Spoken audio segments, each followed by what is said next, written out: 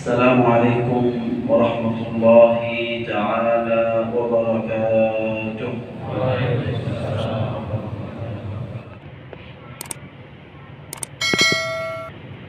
الحمد لله القائل: يا أيها الناس اتقوا ربكم إن زلزلة الساعة شيء عظيم، يوم ترونها تذهل كل مرضعة عما أرضعت وتضع كل ذات حمل حملها وترى الناس سكارى وما هم بسكارى ولكن عذاب الله شديد.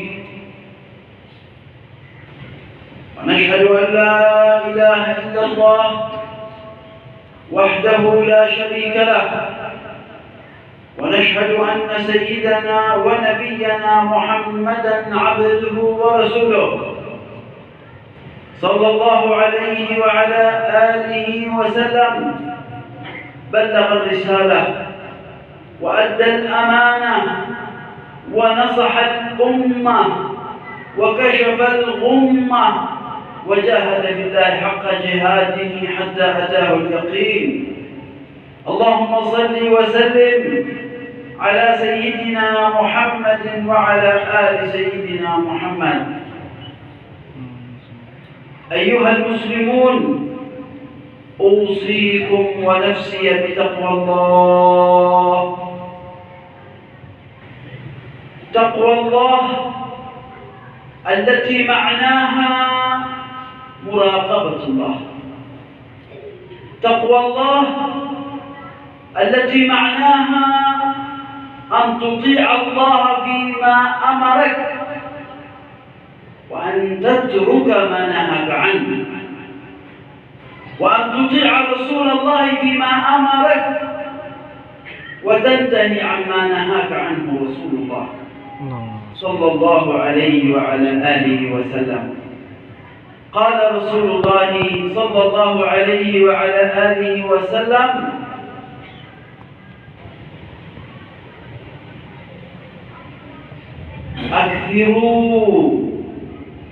أكثروا يا مسلمين، أكثروا من ذكر هادم اللذات. هادم اللذات هو الموت. إذا ذكرنا الموت فإننا سنصلي كثيرا، إذا ذكرنا الموت سنتصدق كثيرا، إذا ذكرنا الموت لن نعصي الله أبدا، إذا ذكرنا الموت سنصل أرحامنا، إذا ذكرنا الموت سنبر بآبائنا. كان عثمان بن عفان إذا رأى قبرا من القبور أو رأى جنازة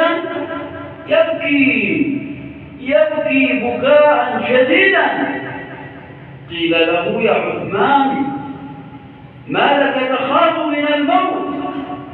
قال: كيف لا أخاف من الموت والقبر أول منازل الآخرة، فمن نجا فما بعده أيسر، ومن لم ينجو فما بعده أعسر.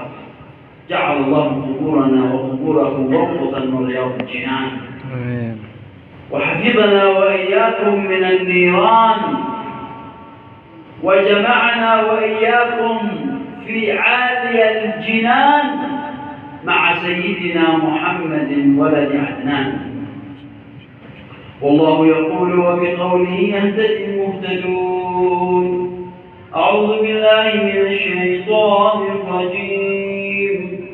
بسم الله الرحمن الرحيم. إذا زلزلت الأرض زلزالها وأخرجت الأرض أثقالها وقال الإنسان ما لها يومئذ تحدث أخبارها بأن ربك أوحى لها. بارك الله لي ولكم في القرآن العظيم، ونفعني وإياكم بالآيات والذكر الحكيم. أقول ما سمعتم وأستغفر الله العظيم لي ولكم ولوالدينا ولجميع المسلمين فاستغفروه إنه هو الغفور الرحيم. اللهم صل وسلم وأجب عبادك وبارك بجلالك وكمالك على أشرف عبادك سيدنا ومولانا محمد وعن كل صحابة رسول الله أجمعين. الحمد لله حمدا كما أمر، ونصلي على سيد البشر سيدنا محمد وعلى آله الأطهار، وارض اللهم عن صحابته الأخيار ومن تبعهم بإحسان إلى يوم القرار. اللهم صل وسلم على سيدنا محمد وعلى آل سيدنا محمد صلاة تنحل بها العقد وتنفرج بها الكرب وتدفع بها الآفات وترفع بها الدرجات وننال بها الجنات إن شاء الله. أيها المسلمون، أمرنا الله وإياكم بالصلاة والسلام على رسول الله، فقال تعالى: إن الله وملائكته يصلون على النبي يا أيها الذين آمنوا صلوا عليه وسلموا تسليما.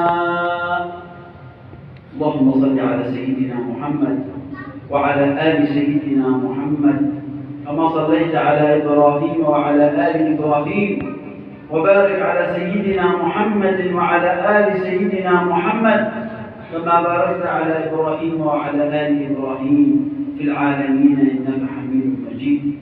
أيها المسلمون، أوصيكم ونفسي بتقوى الله، ولا تنسوا فضل الدعاء، فإن الدعاء عبادة مقبولة عند الله إن شاء الله. اللهم اغفر للمؤمنين والمؤمنات والمسلمين والمسلمات الأحياء منهم والأموات. اللهم اشرح صدورنا ويسر أمورنا ونور قلوبنا. اللهم ول علينا خيارنا وأصرف عنا شرارنا، واجعل ولايتنا في من خافك واتقاك. ربنا لا تزغ قلوبنا بعد إذ هديتنا وهب لنا من لدنك رحمة إنك أنت الوهاب. ربنا آتنا في الدنيا حسنة وفي الآخرة حسنة وقنا عذاب النار. عباد الله، إن الله يأمر بالعدل والإحسان وإيتاء ذي القربى وينهى عن الفحشاء والمنكر والبغي يعظكم لعلكم تذكرون. اذكروا الله العظيم يذكركم واشكروه على نعمه يزدكم ولذكر الله أكبر. وأقم الصلاة.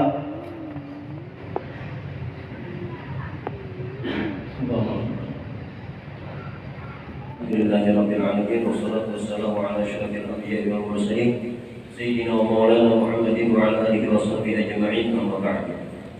Sedikit yang dapat ulun tangkap daripada khutbah beliau Al-Habib Alwi memulai khutbah beliau dengan rukun khutbah yang mana di dalam mukadimahnya beliau memuji kepada Allah Subhanahu wa taala. Setelah beliau memuji kepada Allah Subhanahu wa taala, beliau membacakan sebuah ayat yang mana di dalam ayat tersebut Allah taala memerintahkan kepada kita para manusia, wahai sekalian manusia, bertakwalah kalian kepada Tuhan kalian. Inna zalzalata syai'un 'adzim. Sesungguhnya hari kiamat itu adalah suatu perkara yang sangat besar, yang sangat agung. Yang mana nanti di hari kiamat itu satu orang tidak kenal dengan yang lainnya, ibu tidak kenal dengan anaknya, bahkan orang-orang di hari itu semua ketakutan. Yang mana di hari kiamat itu, ketika hari kiamat terjadi, anak-anak yang masih muda, anak-anak yang masih kecil, saking takutnya mereka, uban-uban di kepala mereka menjadi tumbuh. Kepala mereka yang asalnya hirang menjadi putih gara-gara uban, takutan gara-gara uban. Kemudian beliau bersaksi kepada Allah Subhanahu wa taala bahwasanya tidak ada Tuhan selain Allah, dan bersaksi bahwasanya baginda Rasulullah sallallahu alaihi wasallam adalah utusan Allah.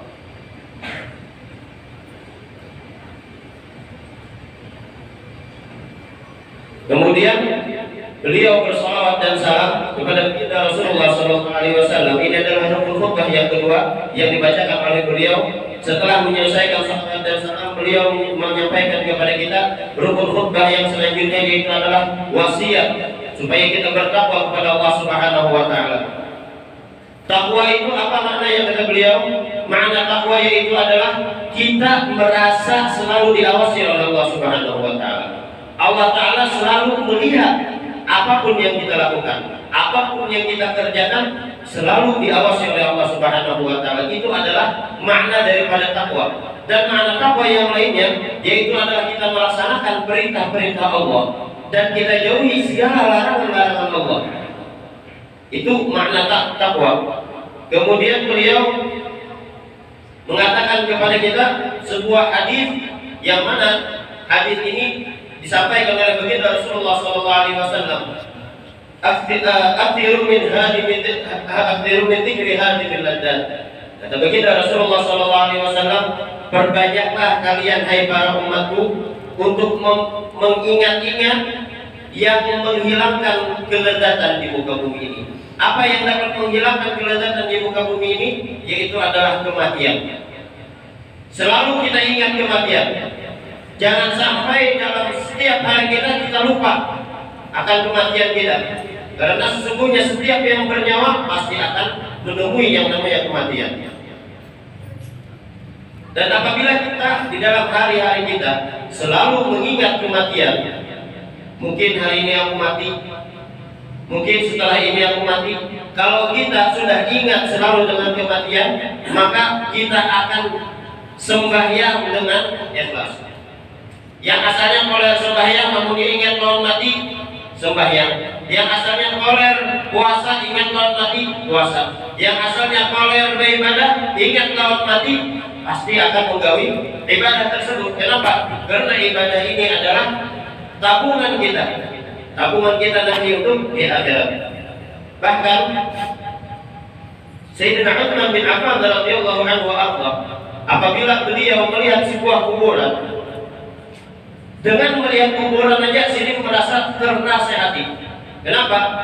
Sayyidina Utsman bin Affan melihat kuburan langsung Sidin menangis. Orang-orang di sekitar beliau bertanya-tanya, wahai Sayyidina Utsman bin Affan, kenapa dia menangis? Kebayang melihat kuburan aja menangis. Ujar Sayyidina Utsman bin Affan, al-kubur awwalu manzilin min manazilil akhirah. Kubur ini adalah sebuah rumah pertama kali bagi manusia yang mati, rumah pertama daripada rumah-rumah yang ada di akhirat. Apabila orang tadi selamat dia di dalam kuburannya, di alam kuburnya dia tidak disiksa, di alam kuburnya dia dimudahkan oleh Allah Subhanahu wa taala tanpa ada pertanyaan-pertanyaan dari munkar dan nakir, maka pasti nanti seterusnya nanti di alam akhirat dia akan selamat.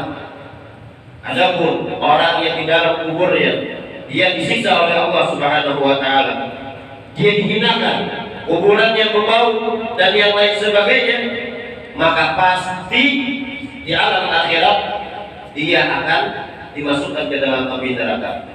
Dan di akhir khutbah beliau berdoa kepada Allah Subhanahu wa taala, mudah-mudahan kita semua yang hadir di sini dimatikan dalam keadaan husnul khatimah, dan juga kubur kita diterangkan oleh Allah Subhanahu wa taala, diluaskan oleh Allah Subhanahu wa taala, dan dijadikan kubur kita salah satu kebun daripada kebun-kebun surga.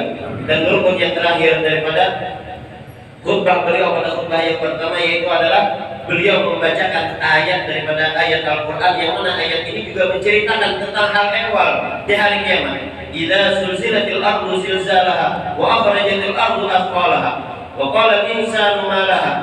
Al-ayat. Ini khutbah yang pertama. Adapun khutbah yang kedua, beliau ringkas saja memuji kepada Allah Subhanahu wa taala, kemudian beliau bersalawat kepada baginda Rasulullah sallallahu alaihi wasallam. Setelah menyampaikan salawat dan salam kepada baginda Rasulullah, di sekitar akhir-akhir khutbah beliau mewasiatkan kepada kita, wahai sekalian manusia, bertakwalah kalian kepada Allah Subhanahu wa taala. Kenapa? Karena takwa ini adalah sesuatu yang dapat membuat kita beruntung di dunia maupun di akhirat. Kemudian di akhir beliau mewasiatkan kepada kita untuk selalu berdoa. Kenapa? Jangan sampai kita lupa, kata beliau, keutamaan doa. Karena doa ini adalah sebuah ibadah. Doa ini adalah senjata orang yang beriman. Dan di akhir beliau mendoakan kepada kita, rukun khutbah yang terakhir yaitu adalah mendoakan kaum muslimin dan muslimat, baik yang hadir ataupun yang gaib. Dan setelahnya beliau melaksanakan sholat Jumat bersama kita. Mungkin hanya ini yang dapat saya sampaikan. Kalau ada salah dan khilaf, boleh mohon maaf. Hadaniya Allah wa iyyakum ajma'in. Wassalamualaikum warahmatullahi wabarakatuh.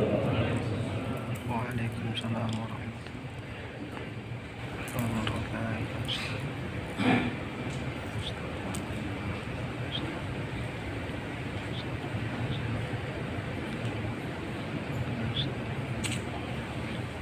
Bismillahirrahmanirrahim. Alhamdulillahirabbil alamin. Allahumma shalli wa sallim ala sayyidina Muhammad wa ala ali sayyidina Muhammad. Allahumma shrah sadrana wa yassir umurana wa taqabbal salatana. اللهم بارك في هذا المسجد وبارك في جميع الحاضرين. آمين يا الله.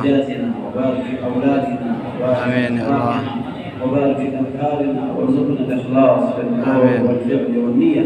اللهم إنا نسألك من الخير كله ما علمنا منه وما لم نعلم، ونعوذ بك من الشر كله ما علمنا منه وما لم نعلم. اللهم اجعل أمورنا روضة آمين يا الله. وأجرنا يا مولانا من النيران. سهل أمور لنا وأمور أخرانا. اللهم إنا نسألك زيادة في الدين وبركة في العمر وصحة في الجسد وسعة في الرزق وتوبة قبل الموت وعادة عند الموت ومغفرة بعد الموت وفرج الحساب وأمانا من العذاب. ربنا آتنا في الدنيا حسنة وفي الآخرة حسنة وقنا عذاب النار. صلى الله على سيدنا محمد وآله وصحبه وسلم. بسر الفاتحة.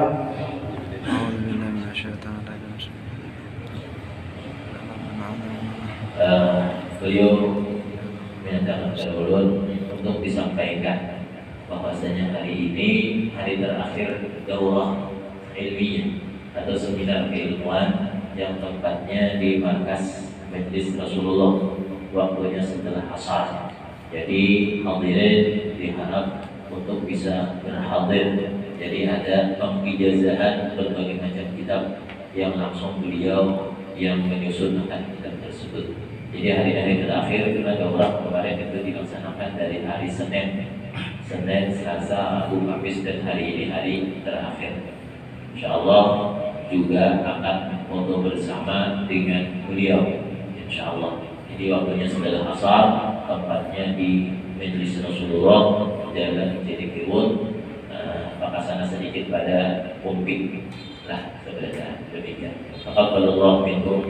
Minna wa minkum taqabbal ya karim.